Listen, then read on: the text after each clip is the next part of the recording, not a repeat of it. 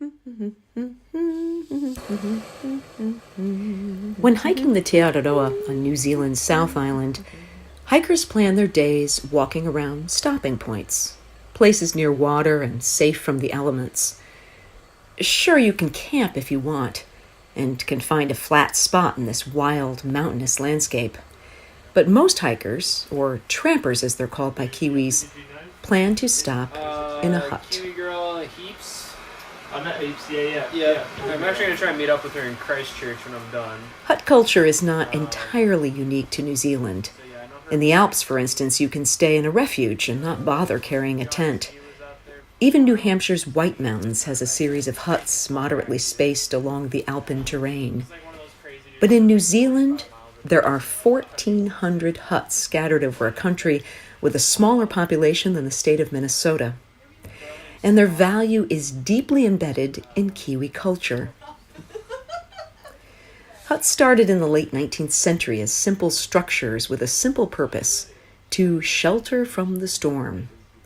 They were used in the backcountry by farmers, miners, sheep musters, those are people who bring in the herd, and for animal control in a country filled with introduced species like possum and stoat, wreaking havoc on the bush. Over time, Kiwis developed nostalgia for huts. So it was only natural that at the dawn of the 20th century, when New Zealand officials realized they had beautiful country worth seeing on foot, huts became a way to create an egalitarian infrastructure around tramping and enjoying the beauty of this land. I think I might have met him. That's ringing a bell, like a Czech guy. Hut life demands patience and consideration for each other. It's first come, first serve. And everything is shared. The water in a tank of collected rainwater from the roof. The cooking space, usually just one long counter. The drying area, remember New Zealand can be very wet. And the bunks themselves, which may be in the Maori tradition of one long shelf where each hiker arranges their mattress in a row. Translation But when you have your own tent, you don't experience the shuffling, the snoring, the talking in one's sleep, the vulnerability of sharing a space after a long day of multiple days in the mountains.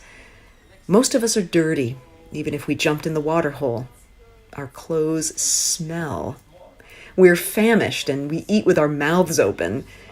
We're all having individual experiences, and we don't want to make others feel bad if we walk faster or further.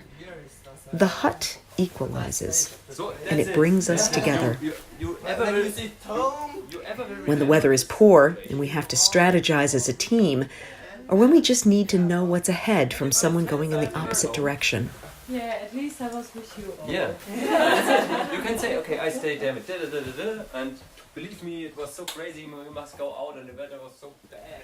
I love the huts of New Zealand. And in the huts, I sleep surprisingly wonderfully. Welterusten. Slaap lekker. Et de beaux rêves. Süße Träume. Gute Nacht und schlaf süß. Sweet dreams, everyone. This audio narrative is supported by John Reamer and Associates, a private wealth advisory practice of Ameriprise Financial Services Incorporated, located in Minnesota with 30 years of experience. Thanks, John.